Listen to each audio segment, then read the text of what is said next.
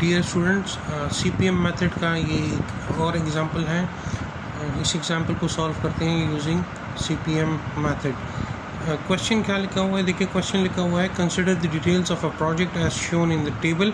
पहले कॉलम में आपके पास एक्टिविटीज़ गिवन है, दूसरे कॉलम में आपके पास उन एक्टिविटीज़ का प्रेडिसेसर्स गिवन है और तीसरे कॉलम में उनका ड्यूरेशन गिवन है। टोटल एक्टिविटीज़ जो हैं वो A से लेके H तक हैं। पहला इसका क्वेश्चन है कंस्ट्रक्ट द CPM नेटवर्क। इस डाटा को यूज़ करते हुए आपने CPM का नेटवर्क बनाना है। दूसरा क्वेश्चन है डिटरमिन द क्रिटिकल पाथ। जब आप CPM नेटवर्क बना लोगे तो उसमें से आपने क्रिटिकल पाथ आइडेंटिफाई करना है। और तीसरा क्वेश्चन है what is the project completion time, कि ये पूरा प्रोजेक्ट जिसमें A से लेके H तक एक्टिविटीज़ हैं ये टोटल कितने टाइम में कंप्लीट होगा, इस प्रोजेक्ट का टोटल ड्यूरेशन कितना होगा। तो सबसे पहले इसका CPM नेटवर्क कंस्ट्रक्ट करते हैं। जिस तरह इससे पहले एक प्रॉब्लम में आपको बताया था कि जी यहाँ से हम स्टार्ट करते हैं, ये हमारे पास पहला स्टार्टिंग नोड होगा, इसको मैं नंबर देता हूँ नोड 1। यहाँ देखें एक्टिविटी A, उसका कोई भी प्रेडिसेसर नहीं है तो वो directly, that means activity A को हम डायरेक्टली स्टार्ट कर सकते हैं और उसका ड्यूरेशन है 3। तो यहाँ 1 से मैं डायरेक्टली स्टार्ट कर रहा हूँ एक्टिविटी A जिसकी ड्यूरेशन है 3 and this is node 2। Activity B देखें कब स्टार्ट होगा, जब एक्टिविटी A एंड हो जाएगा और एक्टिविटी B की ड्यूरेशन कितनी है 4। तो एक्टिविटी A यहाँ पर एंड हुआ है तो यहाँ से आपके पास एक्टिविटी B जो है वो स्टार्ट होगा, ड्यूरेशन उसका है 4 एंड दिस बिकम्स नोड 3। इसी तरह अब आप देखें एक्टिविटी C कब स्टार्ट होगी, वो भी A के बाद जब A एंड होगा जहाँ पर वहाँ से स्टार्ट होगा और उसकी ड्यूरेशन है 2। तो देखिए A यहाँ पर एंड हुआ है, ठीक है, तो यहाँ से C स्टार्ट होगा और यहाँ से हम C को स्टार्ट कर देते हैं, ठीक है। ये आपके पास है एक्टिविटी C जिसका ड्यूरेशन है 2, दिस बिकम्स नोड 4। उसके बाद आप देखें एक्टिविटी D कब स्टार्ट होगा, जहाँ पर B एंड हुआ है, ठीक है, और D और E इकट्ठे एंड होंगे, ठीक है। D कब स्टार्ट होगा, जहाँ पर B एंड हुआ है और टाइम उसका कितना है, ड्यूरेशन उसका कितना है 5। तो B यहाँ पर एंड हुआ है तो यहाँ से आपके पास D स्टार्ट होगा, ये एक्टिविटी D, इसका ड्यूरेशन है 5, this is node number 5। E कब स्टार्ट होगा, जहाँ पर C एंड हुआ है और D और E इकट्ठे एंड होंगे। E कहाँ से स्टार्ट होगा, जहाँ पर C एंड हुआ था और D और E जहाँ पर एंड हुआ है ये दोनों इकट्ठे एंड होंगे और E का ड्यूरेशन है 1। तो C यहाँ पर एंड हुआ है, D यहाँ पर एंड हुआ है, तो यहाँ आपने इन दोनों को कनेक्ट करना है।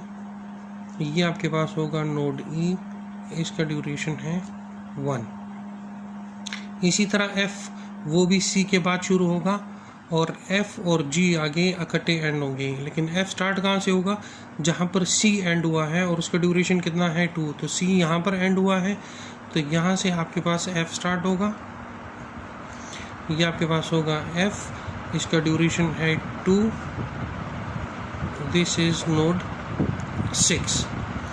इसी तरह अब आप देखें G जो है वो D और E के बाद, D और E के बाद G स्टार्ट होगा और G और F इकट्ठे एंड होंगे। तो D और E यहाँ पर एंड हुए हैं तो यहाँ से G स्टार्ट होगा और F यहाँ पर एंड हुआ है तो यहाँ G भी एंड होगा।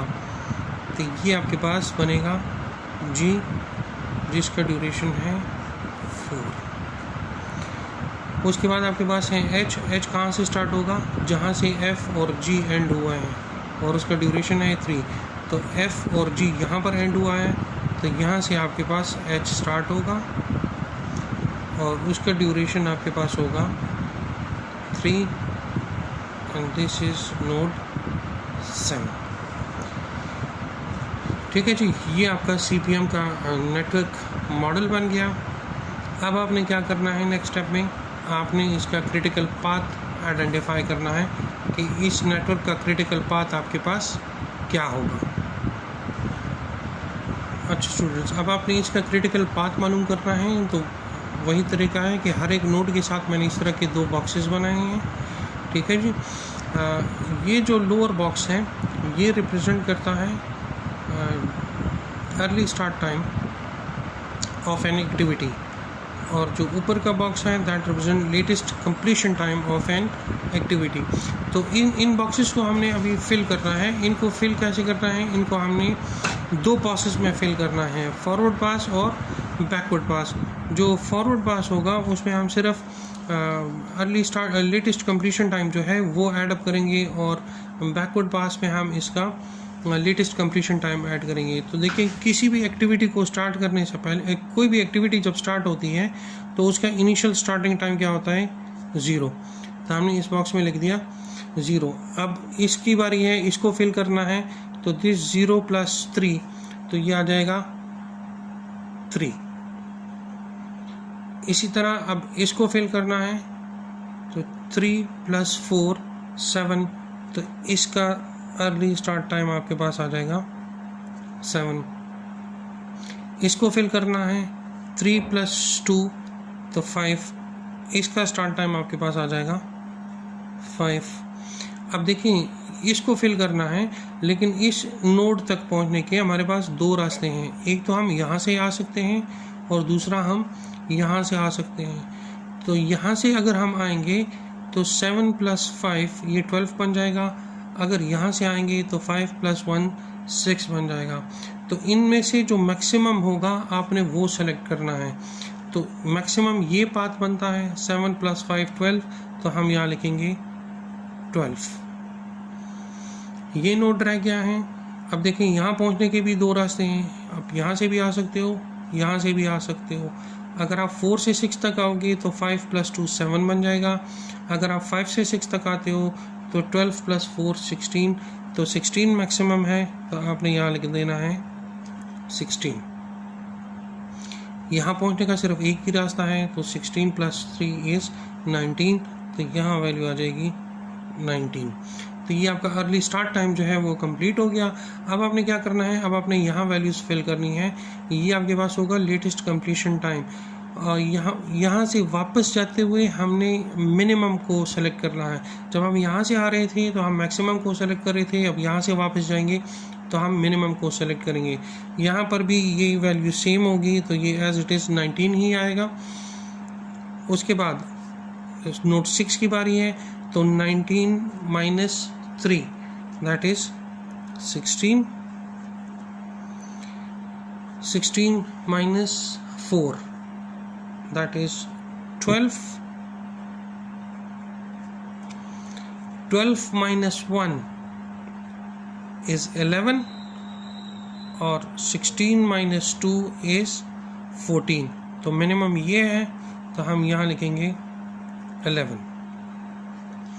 इसी तरह 12 - 5 7, तो यहाँ हम लिख देंगे 7। इसी तरह 7 - 4 3, तो हम यहाँ लिख देंगे 3, और 3 - 3 इज़ 0, तो हम यहाँ वैल्यू लिख देंगे 0। जब यहाँ तक आप कंप्लीट कर लोगे, अब आपको क्रिटिकल पाथ यहाँ से आइडेंटिफाई करना आसान हो जाएगा। जिन जिन बॉक्सेस में वैल्यूज़ सेम हैं उस पाथ को आप सेलेक्ट करो। देखो, जिस तरह यहाँ पर दोनों वैल्यू सेम है 0 0, और यहाँ पर वैल्यू सेम है, तो इसको आप सेलेक्ट करो। ये जो पाथ है, ये पाथ आपका क्रिटिकल पाथ का हिस्सा होगा। ठीक है जी। अब यहाँ से देखो, ये 11 और 5 ये दोनों डिफरेंट हैं, तो ये आपका पाथ का हिस्सा नहीं बनेगा। ये 7 और 7 सेम है, 3 और 3 सेम है, तो ये भी जो है ये आपके क्रिटिकल पाथ का हिस्सा बनेगा। इसी तरह यहाँ देखिए 12 और 12 ये सेम है, तो ये आपका क्रिटिकल पाथ का हिस्सा बनेगा। इसी तरह 16 और 16 ये सेम है, तो ये आपका क्रिटिकल पाथ का हिस्सा बनेगा, और एट द एंड 19 और 19 सेम है, तो ये आपका क्रिटिकल पाथ का हिस्सा बनेगा। तो आपका क्रिटिकल पाथ क्या होगा इस नेटवर्क मॉडल के अंदर, वो आपके पास होगा ए, बी, डी, जी और एच। ये आपके पास होगा ए से आप जाओगे बी की तरफ, बी के बाद होगा डी के बाद आपके पास आएगा जी, और जी के बाद आपके पास होगा एच। ये आपका क्रिटिकल पाथ होगा। अब आपने क्या करना है, प्रोजेक्ट कंप्लीशन टाइम मालूम करना है कि प्रोजेक्ट कंप्लीशन टाइम क्या होगा। ये critical path basically the longest path in this network होता है, इससे लॉन्गेस्ट कोई दूसरा पाथ इस नेटवर्क में नहीं है। तो जाहिर बात है जो क्रिटिकल पाथ की वैल्यू होगी वही आपका टोटल प्रोजेक्ट कंप्लीशन टाइम ही होगा।